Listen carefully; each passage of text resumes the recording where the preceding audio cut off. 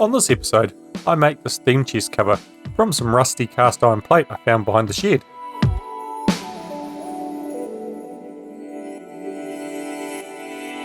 Welcome to the Fell Engine project, where I'm building a 3.5 inch gauge live steam locomotive to my own drawings.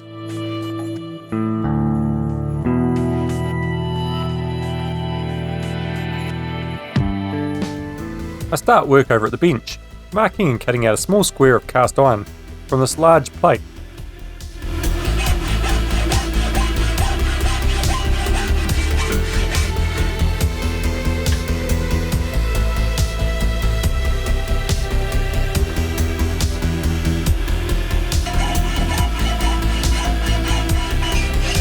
Once the plate's cut, I head over to the mill, where I locate the cast iron between two pieces of sacrificial aluminium plate. This protects the mill vice jaws. I clean up the edges of the plate using a roughing end mill.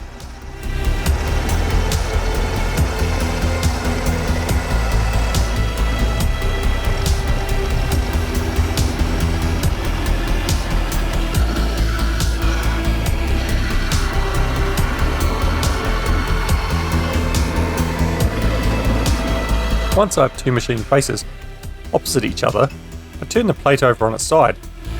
I can then machine the third edge before facing the top.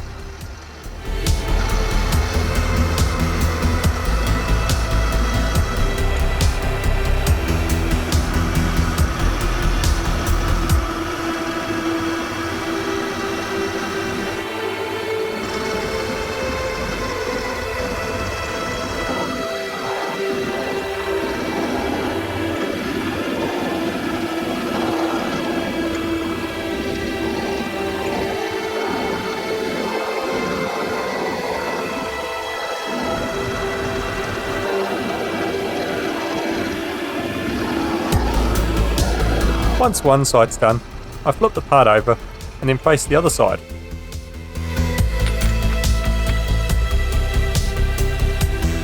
Once both sides have been faced, it's time to head back to the bench, where I cut the plate down to size. With the block cut to size, I machine the cut edge and reduce it to its final dimensions.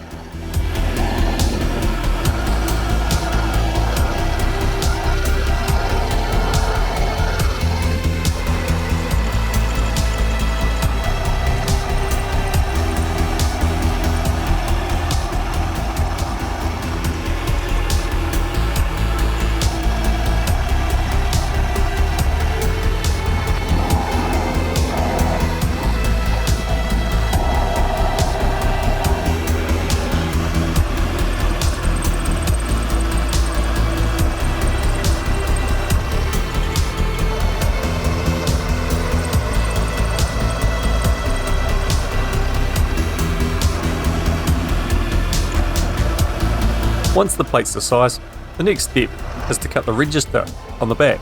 For this I use a 10mm 4th flute end mill.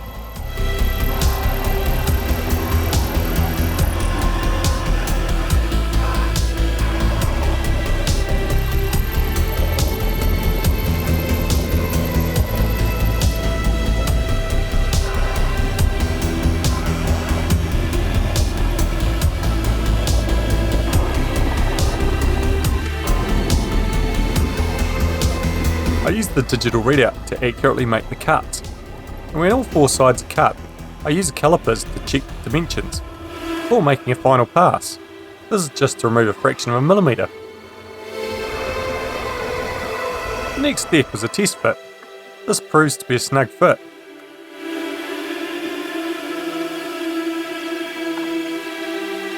Then it's time to flip the part and machine the pocket on the other side. For this I use a 6mm end mill.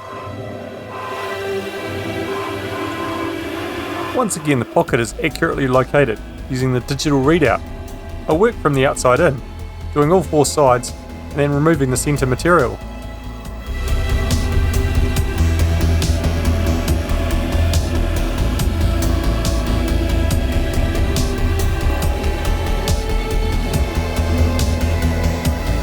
With the pocket complete, the next step is to drill the 4 mounting holes. These are started with a spotting drill and then finished with the final size.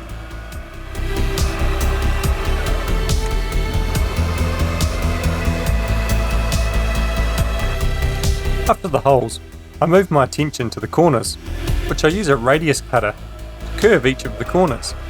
You might have noticed I've got a stop in place, so I can flip the part for each of the corners.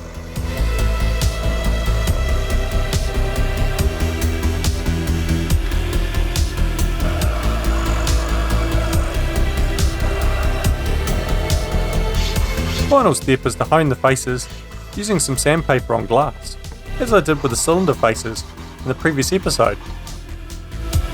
Then the steam chest cover is located in its final position. As you may have noticed, I hadn't drilled any holes yet in the steam chest body, so I'm going to use the transfer punch method. This can be a better method when you've got a fixed register, as there's no tolerance for a small misalignment. The transfer punches come in 1mm increments, and you use the correct one to fit the hole. You slide it into place and give it a small tap. Once the small marks are made, the cover can be removed, and an automatic centre punch used to provide a deeper impression.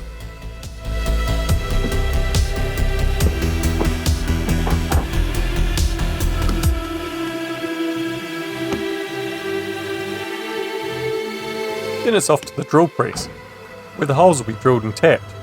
Note there's no need for a spotting drill in this situation, as we can use the centre punch mark to centre the drill.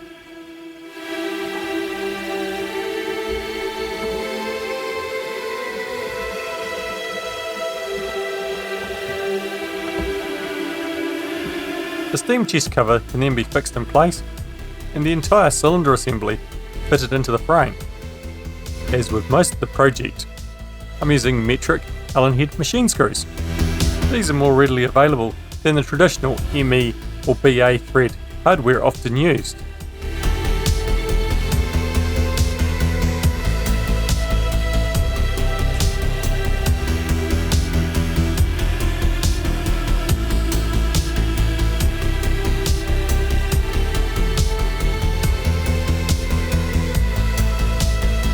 As you can see, there won't be much room left between the frames when the valve gear is installed, and there's plenty of challenges ahead of me as I work through the motion works of the locomotive. If you enjoyed this video, please hit the like button and share it with a friend. And if you haven't subscribed yet, consider hitting the subscribe button and clicking on the bell so you're reminded when the next episode comes out. Thanks for watching, catch you next time.